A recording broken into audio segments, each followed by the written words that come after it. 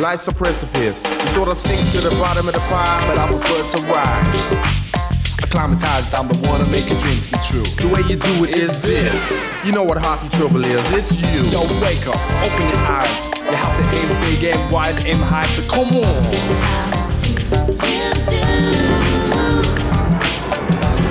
I'm looking up at you.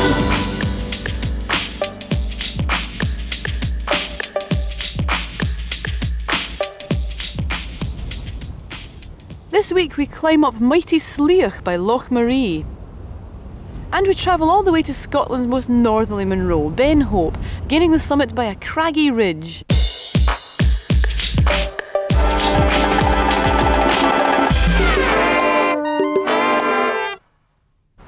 Now, connoisseurs of the classic calendar shot will know that there's a few megastars, these views that appear every single year no matter what the calendar. There's the Falls of Dochart at Killin, there's the hills of Glencoe as seen from the meeting of the Three Waters, and there is this, yes, mighty Slioch as glimpsed from across the lovely waters of Loch Maree. How often have you sat and gazed at that picture in the calendar in your office or factory and thought, firstly, damn, I've missed Canadian Thanksgiving Day, and secondly, oh, I wish the Munro Show would show us how to ascend that craggy fortress of rock. Hey, that's what we're here for.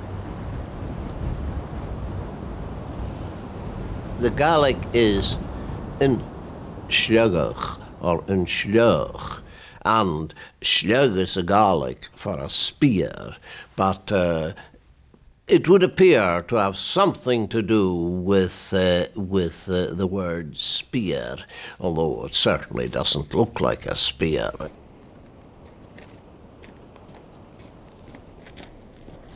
Well, this is certainly the most popular route up Slioch. Starts in the sleepy little hamlet of Kinlochew at the head of Loch Maree, and believe me, this is the centre of the Midgie universe. It's no joke. They're so bad here that in the 17th century, if you were a criminal, your punishment was to be stripped naked and tied to a tree at dusk and left to the fate of the midges. So there's an interesting one for corporal punishment fans. Instead of chanting "bring back the birch," you now start chanting "bring back the small biting insect." Doesn't have quite the same ring though, does it? Now it's a long walk in before we start to actually ascend Slioch, but it's a pretty one alongside the river Kinlochew. Then we get to Glenbianisdale and starts to do some work.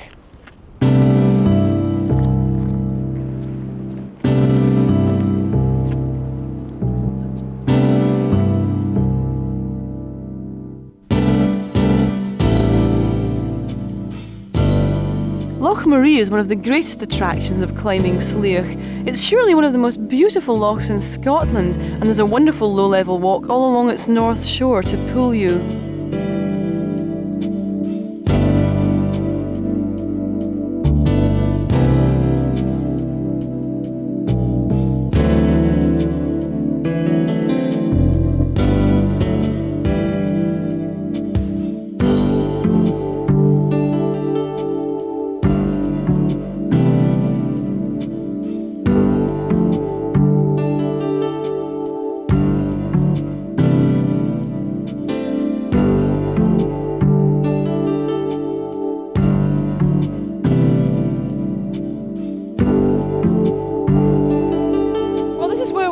The shores of Loch Maree to start an ascent, and this area is not just popular with walkers and people coming here to climb the fantastic hills, but also with fishermen, that group of incredibly dynamic men that pay hundreds of pounds to come up here and stand miserably in tweeds at the side of the loch for hours, or sulk in boats until it's time to go back to the hotel and lie to each other.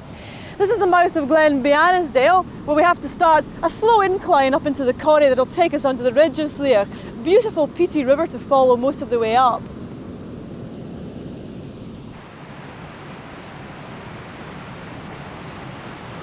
There are lots of interesting routes up Slioch, but the most popular is up Glenbianisdale and into the bowl-shaped corrie. This shows the route up the southeast ridge.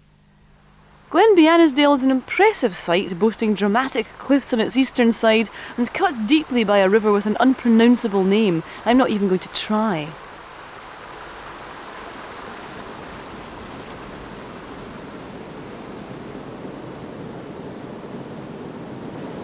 Well, I'm glad to report that so far it's been quite an easy walk. We've come 4 miles, and because the path inclines so gently, we've only climbed a rather dispiriting 400 feet. So I suspect all the climbing is about to start. But you've got to strike off this path now, because if you continue along it, it takes you into the heart of the Fisherfield Forest, a wilderness. I wouldn't recommend you stumble around it unless you know exactly where you're going. But a feature of this part of the climb is that because of the slopes hemming you in, you're not going to get any of those big panoramic views until you reach the summit. And that's the way it should be. It's character building. You just wait for those views.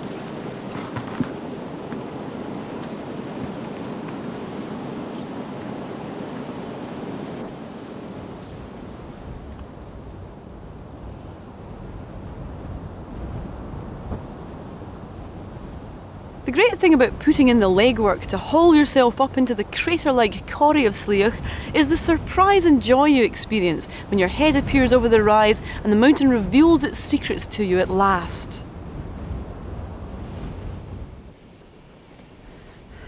Now here's a really interesting wildlife tidbit, because there's supposed to be a herd of wild goats roaming about in this part of Slioch. No one's quite sure how they got here, although one theory is that they're descendants of the domestic livestock belonging to the people who were kicked off this land during the hideous Highland clearances. I was sure I saw one down there, a big hairy thing, but it was just Ross. Ross Murray? I thought it looked like Patrick Swayze. Although it doesn't compare with its Torridon neighbours with their knife-edge ridges and terrifying precipices, Slioch has a charm and wistful beauty all of its own. Its complexity is also intriguing. From the southern shores of Loch Maree, you would never guess at the odd arrangement of its topography. But as soon as you find yourself in amongst it all, enjoying it from every angle, it's easy to see why Slioch is one of the most popular mountains in this part of Scotland.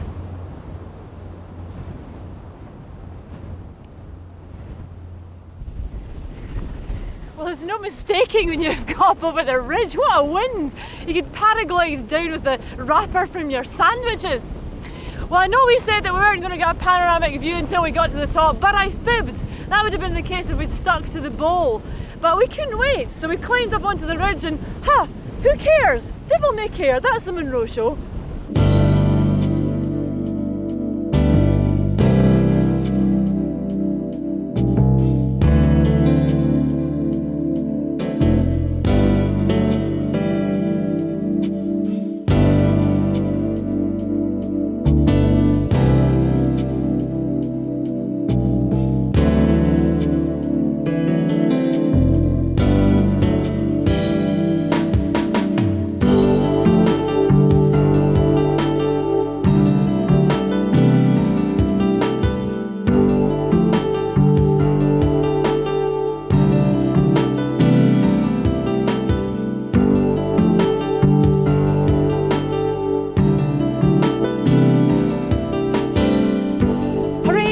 This bit we've got here, the summit of Slioch, which means the spear incidentally, 3,192 feet.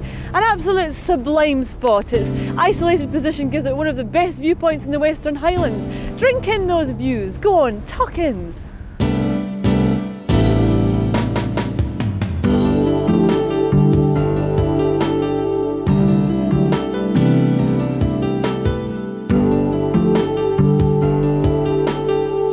Magnificent mountain Slioch is, but perhaps if you're the sort of person who likes to climb the moment you've laced up your boots, then this isn't for you because of that enormously long walk in. And a long walk in means something. What is it again? A long walk out! Oh yes, a long walk out.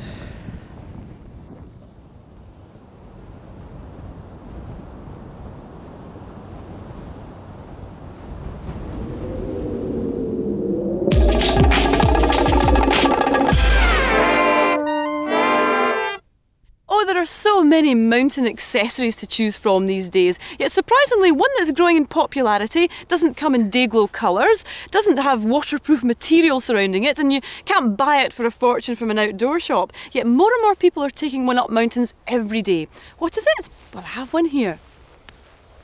Hello, little boy. Would you like to come up a big mountain walk with me? No, go away. You're smelly. You're ugly. I want my mum.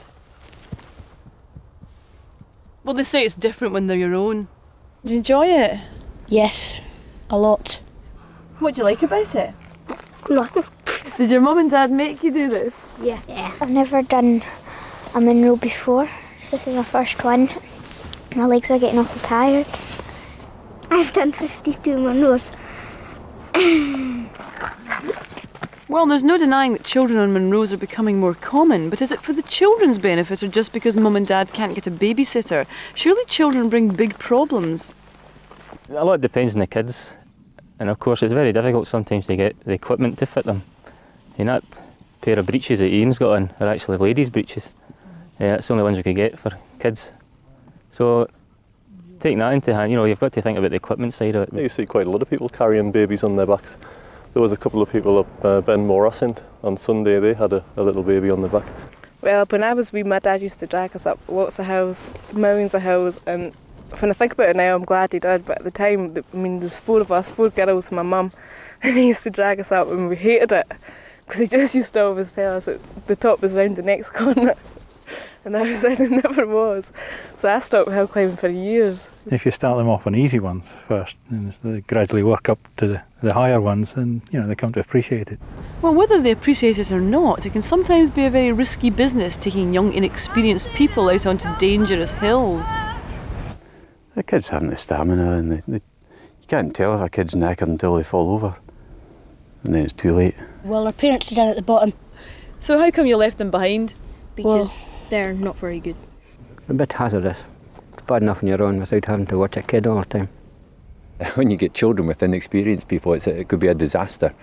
What have you got in your rucksack? If you get anything warm there, you look a bit cold. No, just drinks. And do you think your parents will be worried about you now because you haven't shouted to them from the top yet? No.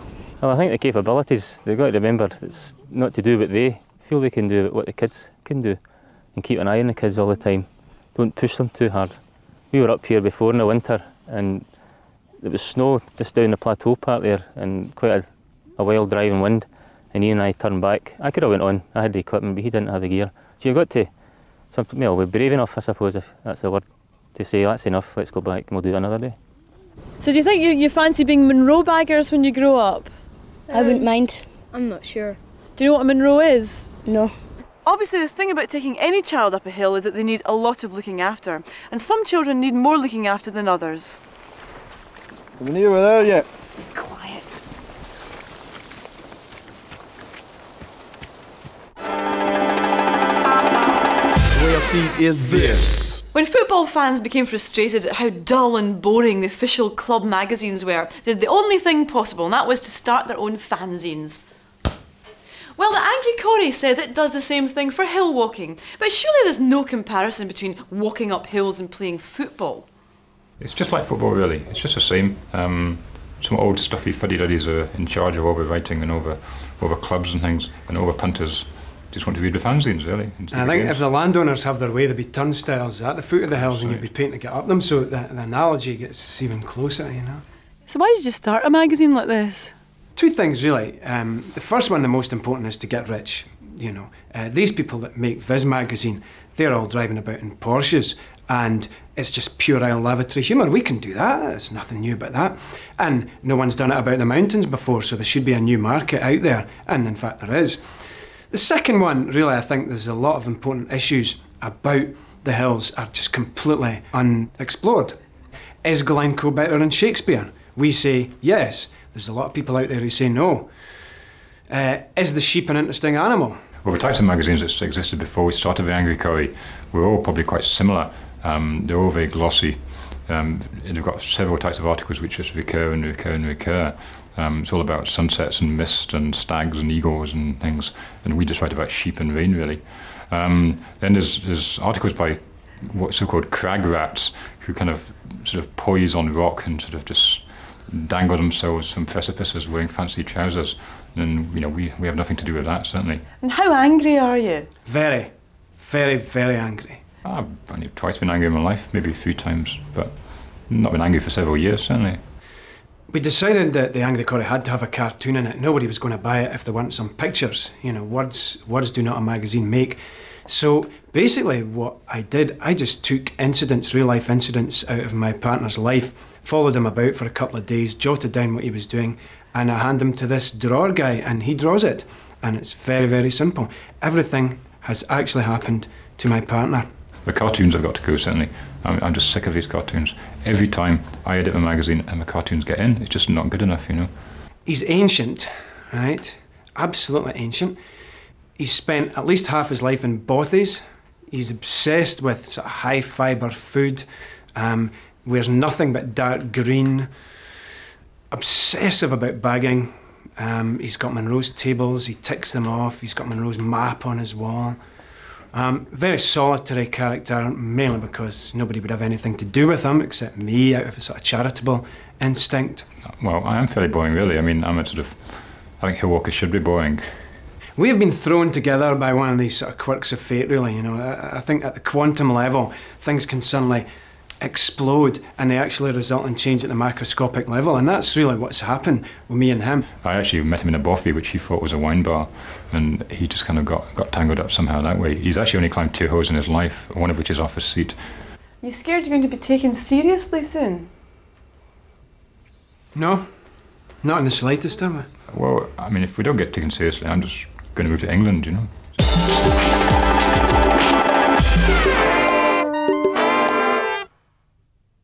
Now, should you wake up one morning and think to yourself, gosh, I'd like to climb a Munro that's as far away from Romford as physically possible, then you should be heading for Scotland's most northerly Monroe. It's situated here in the beautiful county of Sutherland, overlooking the Kyle of Tongue, and it is, of course, Scotland's most northerly Monroe because, well, all the other Monroes are further south, really. That's not it behind me, incidentally. That's a humble Corbett called Ben Loyal. No, the hill we have really come to scale today. We've been travelling for 15 days and 15 nights to get here, just scrapes into the Munro tables at 3,040 feet. It's called Ben Hope. And despite rumours in the press about certain other nearby hills growing into Monroes, it's still officially the most northerly. In Gaelic, it is Ben Hope, though I have never heard it in Gaelic. I'm very far away from the place.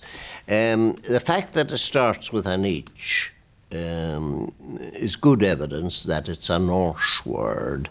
It's a real joy just getting to Ben Hope, as the wild northern landscape is awe-inspiring. But leave plenty of time if you're in the car, as this is still single-track road country. Caravans will drive you mad.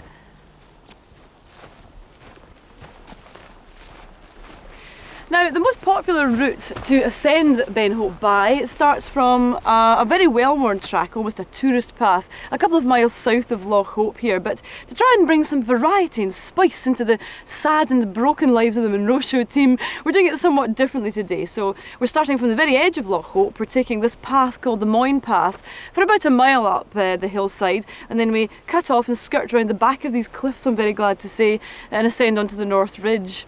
Yes, I know it's cloudy, but believe me, it will have burnt off, as we mountaineers say, by the time we get to the top.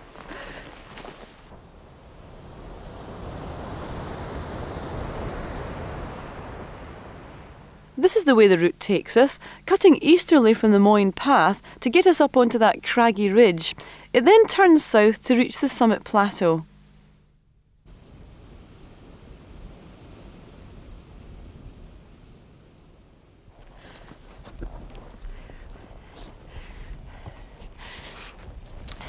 Well, a treat you get by coming up by this route is that you get these fantastic sweeping northerly views all the way up instead of having to wait till the summit, which those who take the southerly route have to do. But it is a bit of a slog, I should warn you, coming up stumbling thigh deep in that heather at a 45-degree angle, not particularly romantic.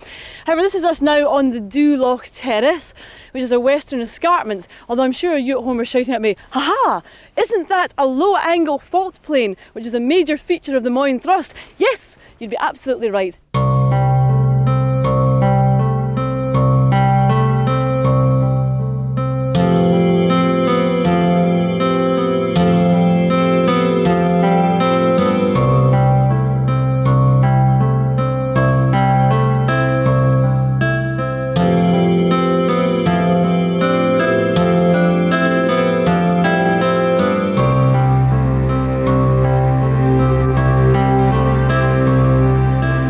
True professional Munro Show fashion, in our eagerness to attain the ridge, we didn't traverse far enough and ended up scrambling up rather a steep gully full of loose rock and wet, slippy grass.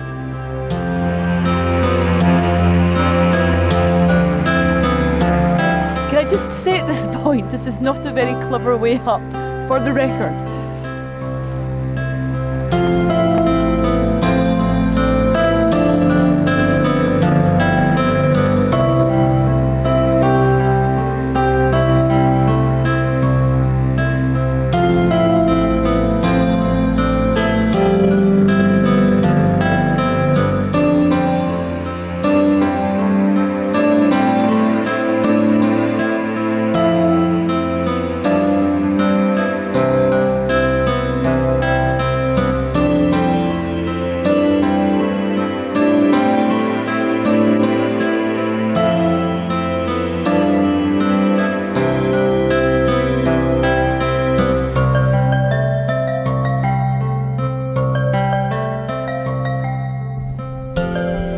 Continuing along the ridge, the path seems to peter out under a big cliff, and this is where there's supposed to be something called the bad step. Now, ridges always get marks out of 10 for how terrifying their bad step is, when sometimes some of them could just be a slab you could walk across with your hands in your pockets. So let's see how bad this bad step on Ben Hope is. Oh, really, really bad.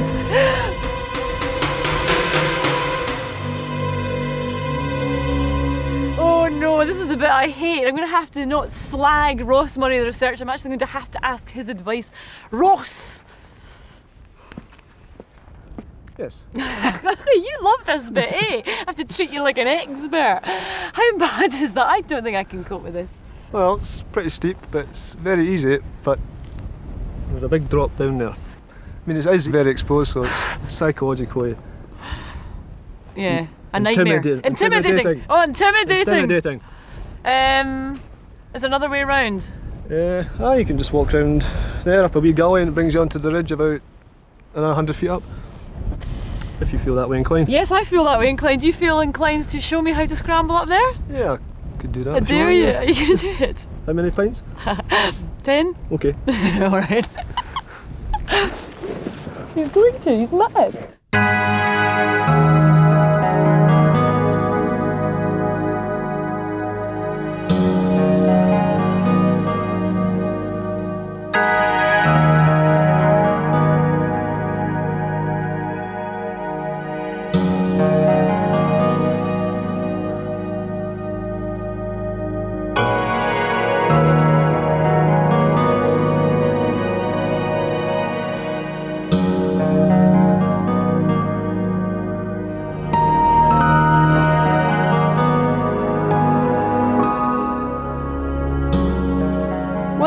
I took the bypass route while Mad Murray leapt over the crest of the ridge, but either way there's some scrambling involved and the path I took wasn't very obvious, so take care.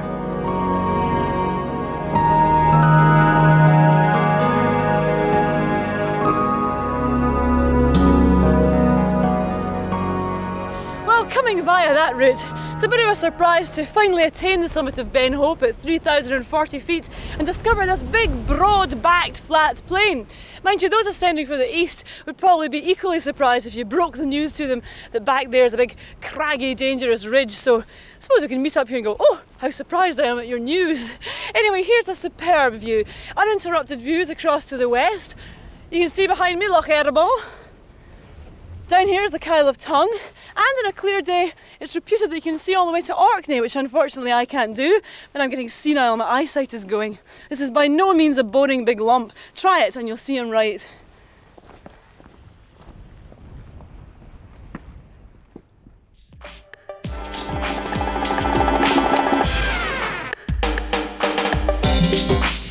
Next week I'm forced to brave Ross Murray's horrible tent as we make a camping expedition into Knoydart to climb the fabulous and remote mountain Larvin over 2 days. And the latest way to get off of Monroe that beats everyone back down to the pub.